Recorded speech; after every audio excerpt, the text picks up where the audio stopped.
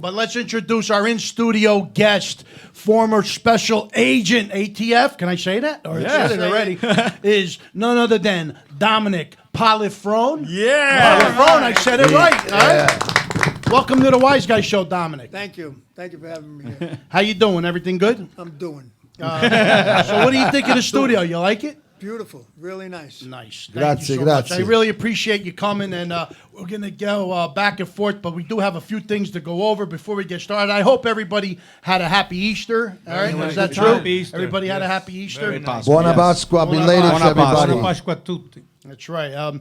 And I saw in Easter some stuff on our page. I saw Biagio's daughter doing stuff. I saw Mike's mom, Mamma Mia, Anna Maria doing stuff. Yeah. And it's always good to do some Italian Yes. Yeah, American tradition, tradition. Pizza in the Gator, house. she was Yeah. made. Well, when we My did it, mother with, made it, with all due respect, we celebrated St. Patrick's, right? And so San Giuseppe came right after that. And everybody's like, hey, what happened to San Giuseppe? Well, we celebrated, and we're thinking of everybody out there, so don't think we forgot about you.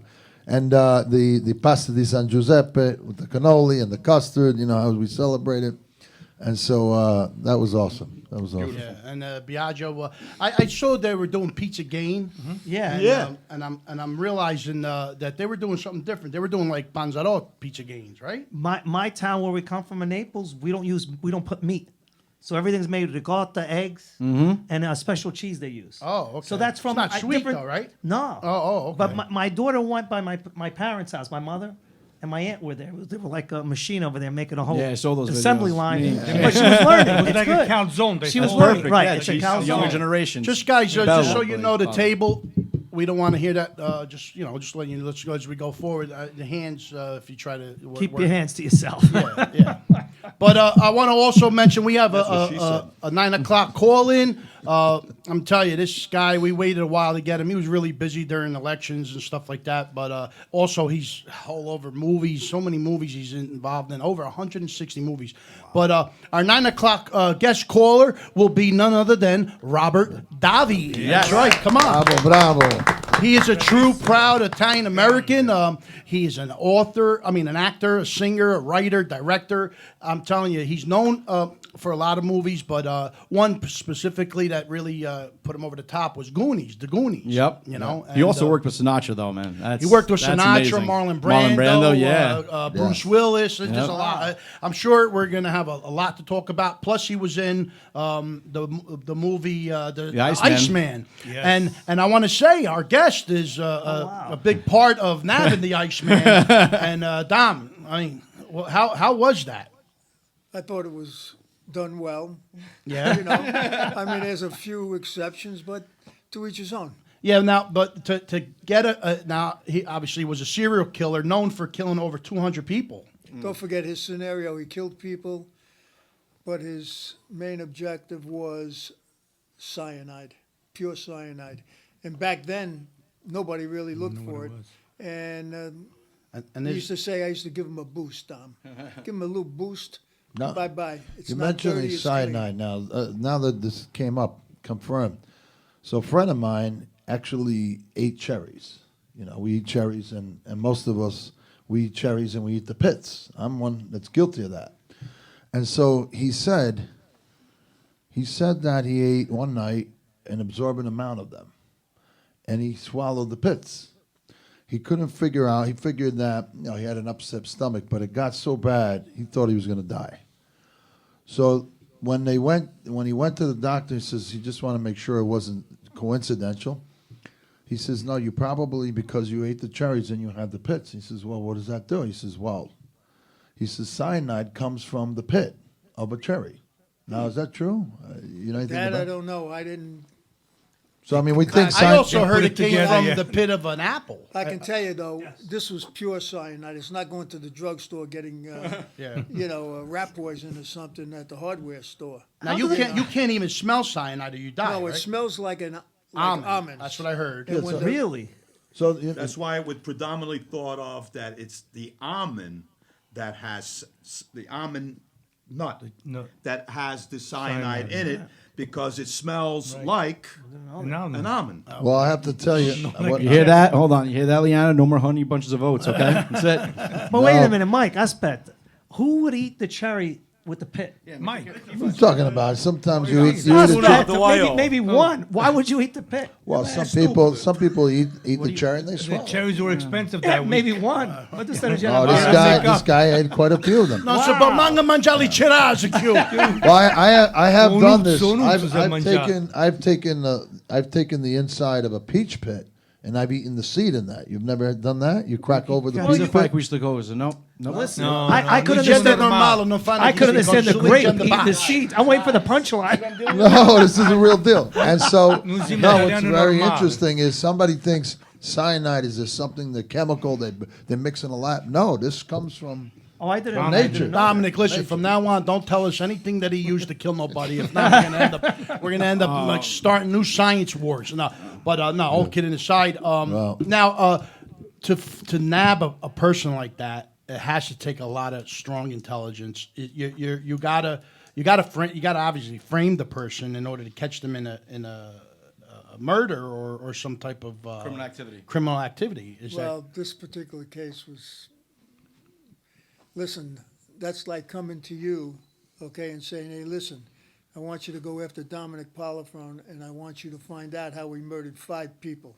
We have circumstantial evidence. I need direct evidence, because the circumstantial evidence don't mean nothing. Right. I need him to tell me how he killed people, Oh, because the circumstantial stuff was there, but not for a prima facie case that would be available for trial. Meant nothing. So I had to extract and get information how he murdered each individual. wow. And probably it was just And I'm good at the bullshit. Wow. So, Bravo, you know, Dominic. well. The strategy is first of all, you probably had to truly trust you before he could even open up to you. Almost in a well, sense. look, word was when I was hanging out at the store, it was almost like a place like Goodfellas. You know, all the bad guys were hanging out there. And I'd pull up in my Lincoln, you know, had my leather jacket on and, you know, and They thought you were gambling one a of little them. bit, yeah, and you know, I was using the name Dominic Michael Provenzano, and I met Mr. Provenzano years ago through my uncle, Tony and Pro. Tony Pro. So it just stayed with me, and I used that during this undercover scenario. And but the main thing is, look, I think what helped me was growing up in the neighborhood, knowing the jargon, how to come across, when to back off. You know, they're going to know if you're bullshit or not. So you be yourself. And the guys I hung out with, some made it, some didn't. And each took their own path. Mine, I was supposed to be a phys ed teacher, and I got in a lot of trouble and wound up taking criminology courses and wound up graduating with, you know, criminology degree. So it was good that also I left the state for a while and came back and started doing my own thing. Right. He actually graduated from Hackensack High School. Oh, went wow. went to Nebraska to play football. Wow. Yeah, so that's when he left New Jersey. So he went to go play football. The Cornhuskers, right? No, I was with the University of Nebraska Omaha, which is the small NAIA. okay. And I was fortunate enough, I played with Marlon Briscoe, who was the first black quarterback then. Wow. in What the position you NFL. played, if you I don't was mind me asking? outside linebacker. I was Oh, a little wow. All-American. Wow. Oh, wow. Well, I Forget about the Iceman. Listen, we got a sports figure here in the house, I got to man. tell you, though, I started hanging around with these guys from South Omaha, and one was Ron Stander. He fought Joe Frazier for the heavyweight championship in Omaha.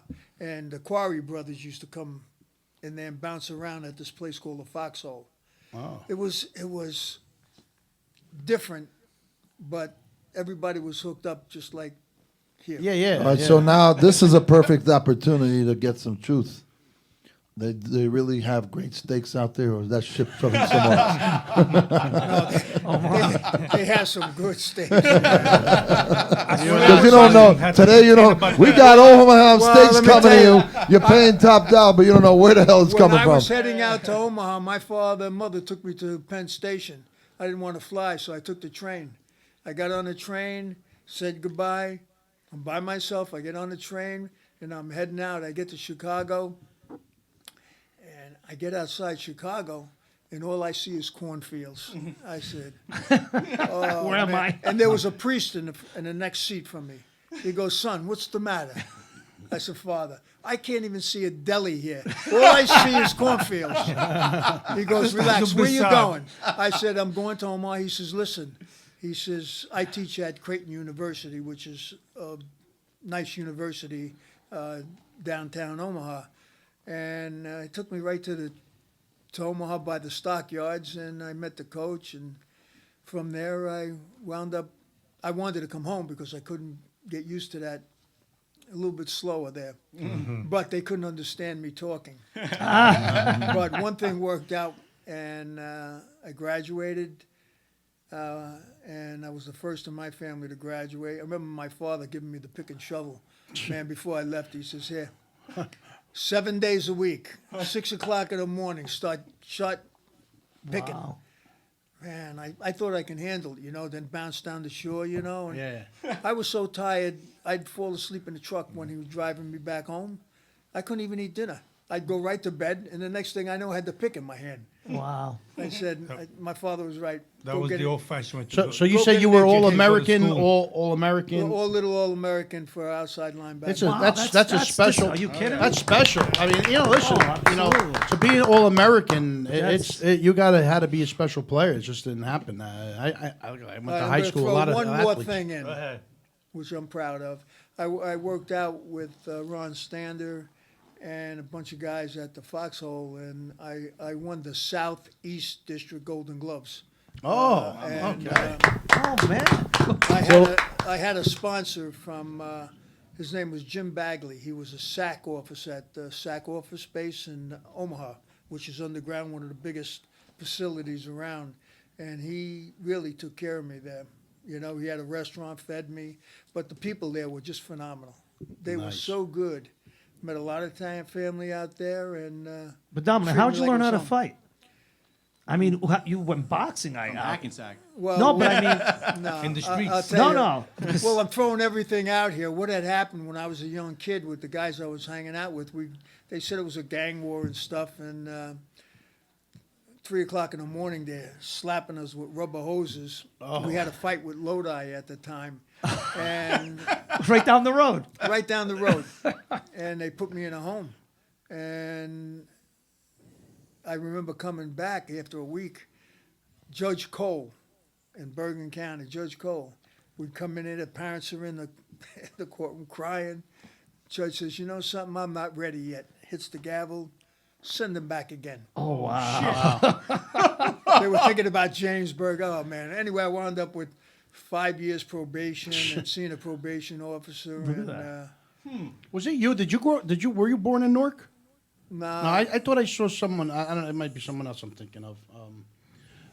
But you grew up in. I grew up in Hackensack. In A lot of Hackensack. people think I came from Brooklyn because where I did a lot of my working was Brooklyn with my partner Alex Diatri, great undercover guy. He's in Florida now and phenomenal individual. And we were bounced all over the place. We used to get stopped in the Cadillac, him and I all the time, at a light.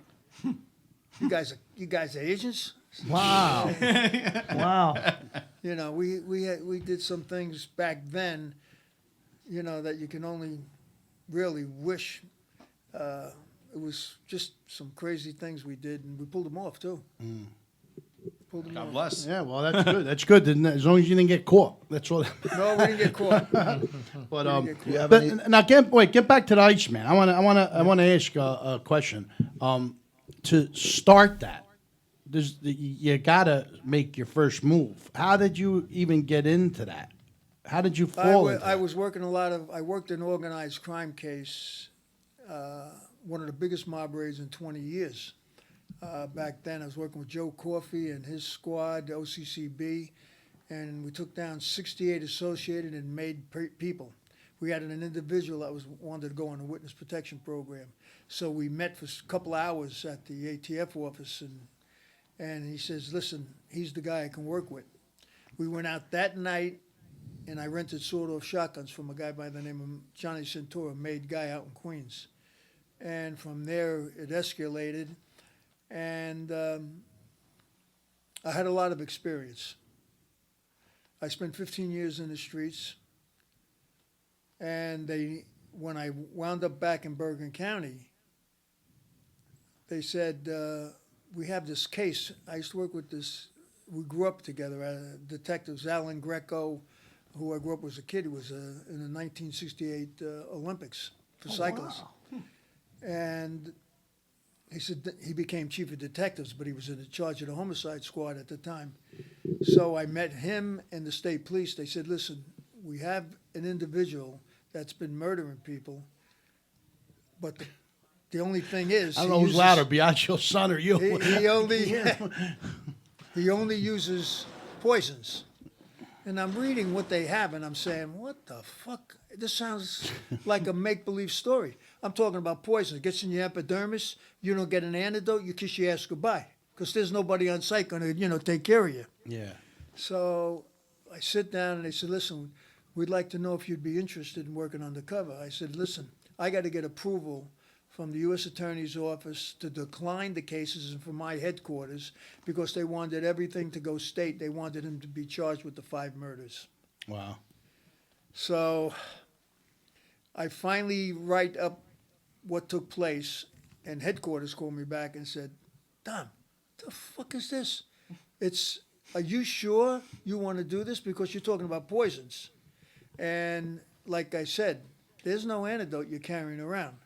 And it was alleged that he had a spray that he would put he called it a boost and spray it, and you would inhale the Wow. cyanide. That was enough? Kill. Wow. Yeah, all you do need like is a tissue. You take a tissue out, like sneezing on you almost. If it's sneezing, you spray it, and that's it. A couple you need to seconds, you need to gone. inhale if you smell cyanide, you need to inhale the vapor, or you need if you just smell it in general. They're telling me once this is in your system, bye-bye. Yeah. Wow. So, Yeah, it's pretty and deep. plus he also murdered As a people. Thought it was in fireman, a drink. as a- It was literally yeah. just No, a mist. he used to put It's a mist. You can, he used you to can call melt a it down. You boost. can put it in the cake. You can do whatever you want. With Yeah, as a put fireman, it we were on told food. if you smell almonds, he's got stories get to the do. hell out of here. Yeah, I heard a case where I remember reading where the Bendix Diner on Route 17. Yeah. All right. He goes into the Bendix Diner. He sits down next to the guy that he's going to hit. Right. The guy orders like a cheeseburger and some French fries. While he's sitting there, he laces the food. All right, and he stays there. And the guy comes back from the bathroom, sits down, and he starts eating the sandwich. And they ask him, they say, well, what did you do? He says, well, I sat there and I watched him eat the sandwich, and when his head hit the counter, I knew he was dead. I left. Shit. Let me tell you, there's a lot of stories about this guy. When they did the HBO documentary, the first one, I mean, they did 3, and the ratings went through the roof. Yeah. And the first one was Deep Undercover, and the first time they ever had something like this, and it blew the ratings out. And he was methodical. He wasn't stupid. He was a smart dude. And he had his shit together, man. When he told people to jump, you jumped, and he'd tell you when to come down. He was a big man, massive man, about 6'4", 6'4.5", maybe 265. Damn. You wear these orange tinged glasses, and so finally, after headquarters and U.S. Attorney says we're going to decline the case, we're going to turn everything over to the state because they wanted to charge him for the 5 murders. I knew that he killed 5 people. They had, I said, circumstantial evidence. They had toll records showing that there were calls made. But how the fuck do you know I'm talking to Kuklinski? Just because that number shows up doesn't mean I'm talking to him. Wow. You That know. was not enough.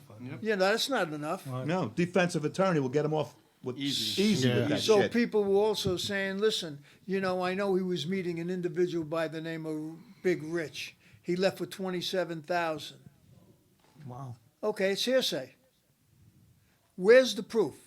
I needed to get that from him, where he told me how he murdered people, how he froze a body for 2 years, how he made the cops, look like jerks, he says, and, and he used to tell me, he says, Dom, he says, let me tell you something. He says, where there's smoke, there's fire. We used to meet at the Vince Lombardi service station. And he's fucking right. He said, where there's smoke, there's fire. And when he used to look at me with those tinged glasses, and I'll tell you how it began when I first meet him. He wore these orange tinged glasses. It was like he says, "I fucking own you." He'd reach in and grab your soul, like, you know, and tell you, "No, you don't talk to me that way. I tell you what to do." You know, he was a fucking massive dude. And the first meeting is I'm hanging out at the store in Patterson, and I was there about 18 months. You know, gambling.